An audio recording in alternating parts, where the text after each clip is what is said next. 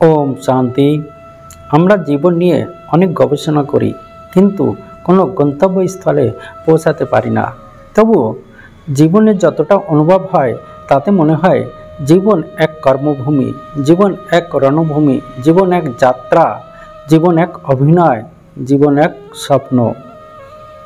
আমরা জানি জন্ম নিলে মরতে হয়, মরলে আবার জন্ম নিতে হয়। জন্ম আর মৃত্যুর মধ্যবর্তী সময়কেই জীবন বলে। এই ক্ষণকালের জীবনে আমরা মনের চাহিদা অর্থাৎ ইন্দ্রিয় সুখ ভোগের ইচ্ছা পূরণের জন্য সারাক্ষণই ব্যস্ত থাকি, যা কখনোই পূরণ হয় না। এক কল্পনার জগতে ডুবে থাকি, কিন্তু একবারও এই অমূল্য জীবনটাকে জানার চেষ্টা করি না।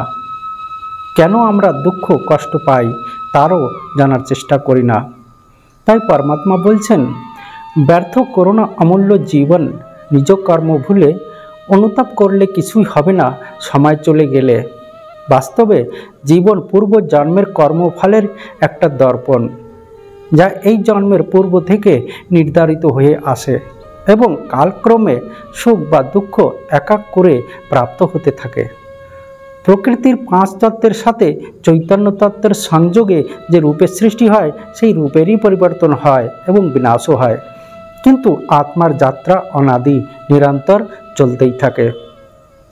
আত্মা কর্ম অনুসারে সত্য যুগে দেবতা রূপে, ত্রেতা যুগে ক্ষত্রিয় রূপে, দ্বাপর যুগে বৈশ্য রূপে এবং কলিযুগে শূদ্র রূপে জন্ম নেয়।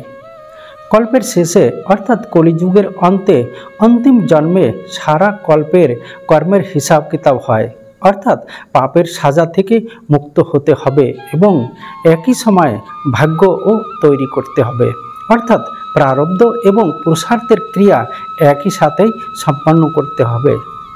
এই জন্য বর্তমানে অধর্ম চরম সীমা পৌঁছে গেছে এবং পাপাচার ভ্রষ্টাচার বিস্তার হয়ে সমস্ত দুনিয়া এক যুদ্ধের ময়দানে পরিণত হয়ে গেছে। এই যুদ্ধের ময়দানেই পূর্ব জন্মের পাপ থেকে মুক্ত হতে হবে এবং দৈবী গুণ ধারণ করে যেতে হবে পরম ধামে। ওখান থেকে কর্ম অনুসারে আবার যাত্রা শুরু হবে এই ধরাধামে। এই যাত্রা প্রত্যেক কল্পের পরে পুনরাবৃত্তি হয়, একেই বলে জীবন চক্র।